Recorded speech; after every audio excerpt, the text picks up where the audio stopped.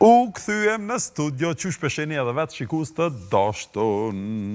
Qysh jeni, a jeni mirë, a mu ju qutë, si a pas këm nalë zonin telefonit, që ja nalë, stash kërkoj falje, merë një farë mesazhi, shikus të dashtën. Është koha tash për me diskutu komunikacionin, trafikun me lavdimin ekspertin tonë të komunikacionit prej autoshkollës Qendra. Autoshkolla Qendra veç përritet një ditë e kom pa të ble një kërë 3 për autoshkollë. 0-0. Të më thonë, e keni standard, të më thonë qëtu që mi marë keret, të më thonë sa ma 3-ja në autoshkollë. Jo që është një standard, po është ma e letë dhe për kandidat, po dhe për neve që mos mirën në punën e serviseve, ku ta di, kështu që është ma e përshtatshme. Edhe një pytje, do më thonë, kur ti merë në keret reja, është vështirë mja instalu ato pedalet, a instalori? Jo, janë serviset. Keret 3, mja po birat për pedale, sa në dhimet, asjullimet. Nuk i bjen shumë, po jo, se është e nevojshme, të udhem të studhem nuk i mënyrë tjetër, kështu që janë serviset që i punojnë, do thotë kitë pjesën e komandave dhe vendosën, nuk është një problem. A vendosën, më falë, a vendosën që atu edhe për qafa ka pos në e kërkesë? Nuk e di, jo, në realitet i vendosën për nevoj edhe për punë.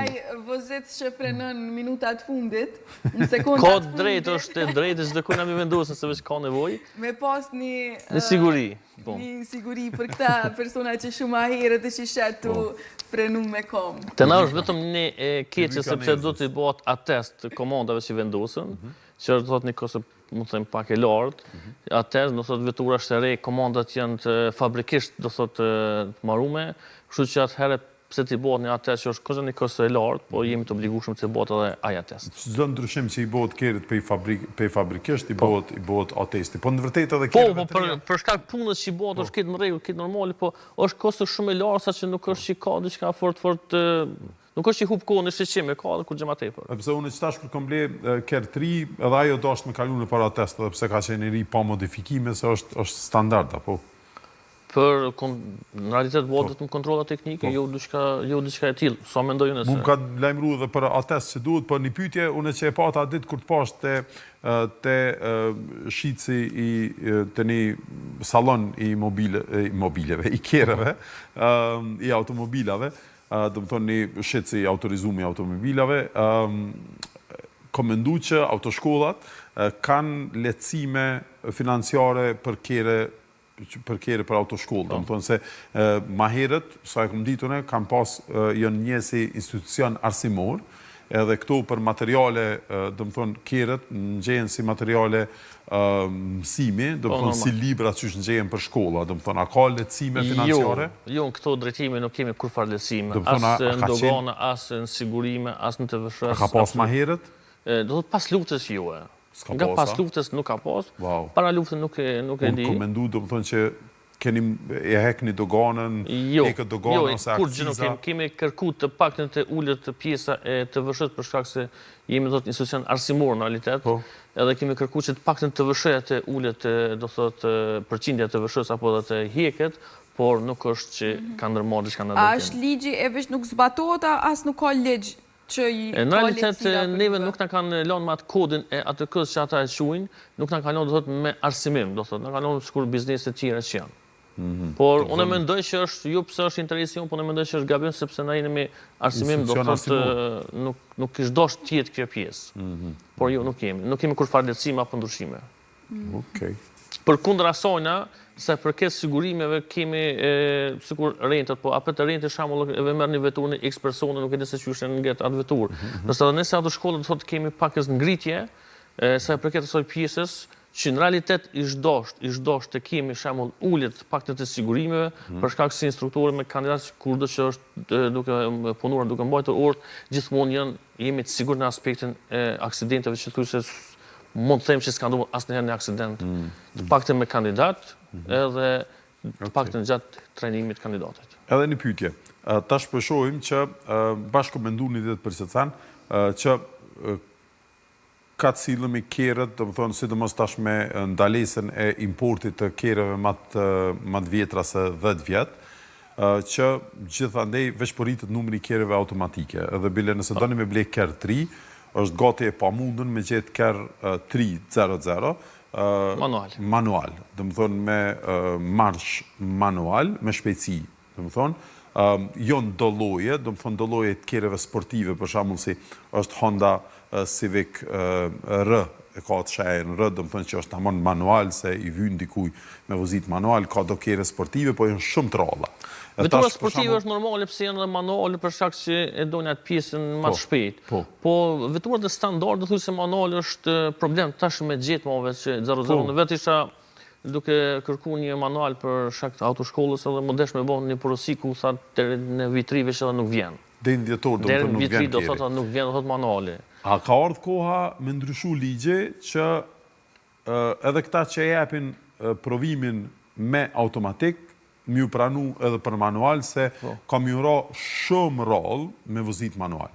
Po, në realitet të na është metë ky ligji prej 2017-ës ende, nuk është ndryshu, për fat keq edhe ndryshime që janë të përgatit për ligj, prape kanë lënë këtë dukuri, më të them, jo të mirë dhe jo të rregullt, po normal që do është me ndryshu për shkak që kandidati kur të nështrohet provimit manual apo automatik të ka të drejtën të ngjetë dy veturat, mos të ketë kufizime. Për shkak që kufizimi shumë kandidat do thotë e kanë atutën që nëse pajisë me automatik mos ndoshta ndonjëherë i bën me vozit manual dhe nuk ka të drejtë. E që në realitet nuk i duhet asnjëherë, po për shkak asoj pjesë që i tutet që i bie me vozit manualin, atëherë kur fillon regjistrimi në autoshkollës fillon me manual. Kjo bëhet veç prej frikës që ndalesh prej policisë, a prej mos aftësisë për me vozit, sepse jo, vetëm nga policia sepse një person, një kandidat që merr patentën me automatik, edhe ti nëse e vetura manual, përpara në autoshkollë apo pa dol me u përgatit me manual, nuk është asnjë person që e merr veturën dhe del.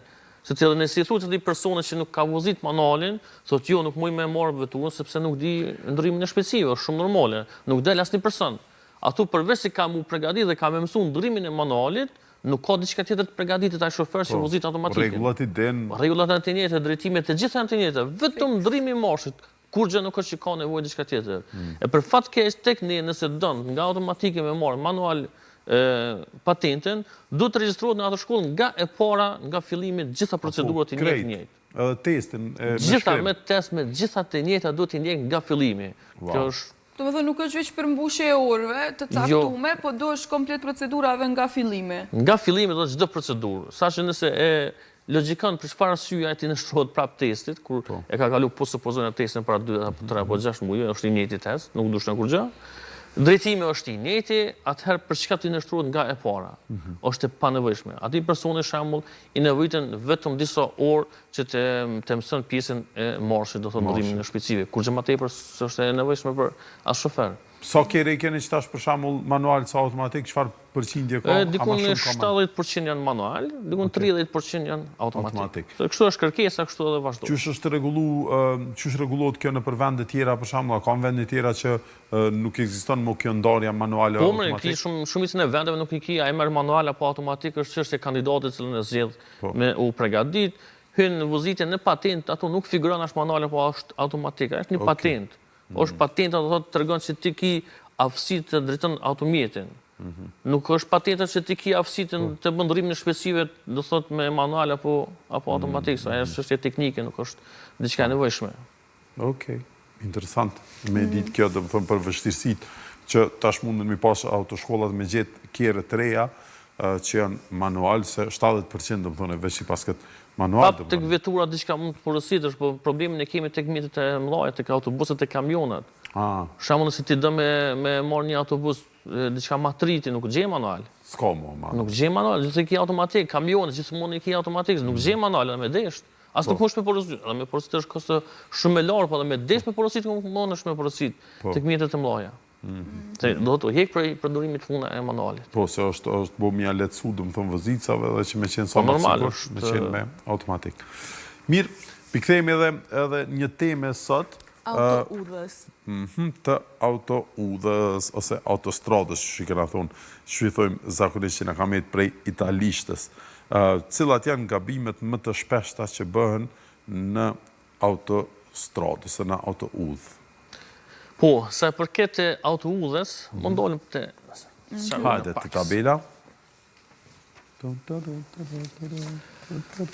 Tek autoudhrat gjithmonë do të kemi kujdese zakonisht në kyqje apo edhe në çkyqje.